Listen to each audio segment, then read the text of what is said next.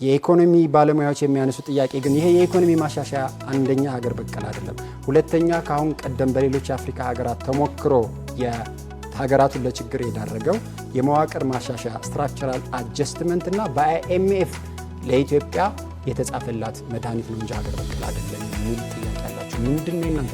ስህተት ነው። አንደኛ ይሄ ስትራክቸራል አጀስትመንት ያልከው የድሮ የሰባዎቹ የ80 90ዎቹ ፖሊሲ ነው። ትኩረቱም ሊበራላይዜሽን እና ፕራይቬታይዜሽን ላይ ብቻ ያተኮረ እሱን እኮ ነው እያደረጋችሁ ያላችሁ። አይደለም። አይ በጣም ጥሩ ጥያቄ ያነሳው። እዚህ ላይ ለየለ የኛ እይታ እኛ ቁንጽል የፕራይቬታይዜሽን ሊበራላይዜሽን የሚል እይታ አይደለም ያለን። ለኢትዮጵያ ኢኮኖሚ የሚጠቅመውን የፖሊሲ ሐሳብ እንዴት እና ለምሳሌ ስለ ፕራይቬታይዜሽን ላንሳለን። እኛ እኮ ጠንካራ መንግስት ድርጅቶች እያቋቋምን ነው።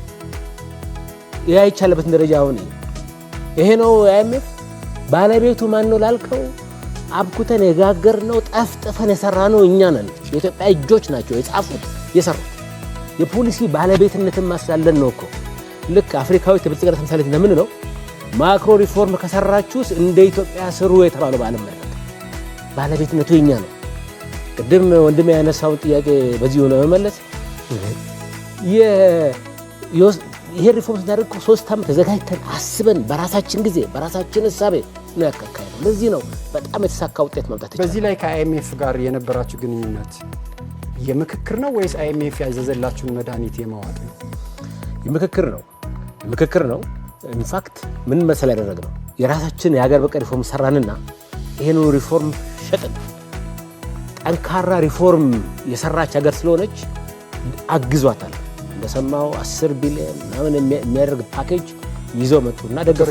10 ቢሊዮኑን ያገኛችሁት እኮ ይሄንን ሪፎርም አይኤምኤፍ እንድትሰሩ ነግሯችሁ ስለሰራችሁ ነው። አይደለም በነፃ ፍሪላንስ ሊሰጣችሁ አይችልም። በጭራሽ አይደለም። ተመልሰህ የራሱን የአይኤምኤፍን ሰነድ እኛ እንኳን ካሰብነው የተለየ ነው ነው በሁሉም መለኪያ ብታይ አይኤምኤፍ ራሱ ካሰበው በተለየ አቅጣጫ ነው ኢትዮጵያ ኢኮኖሚ ሄደው። እነሱ ያው ግሽበት የትና የት ይላሉ፣ እኛ ወደ ነጠላ 20 ወርድ ነው።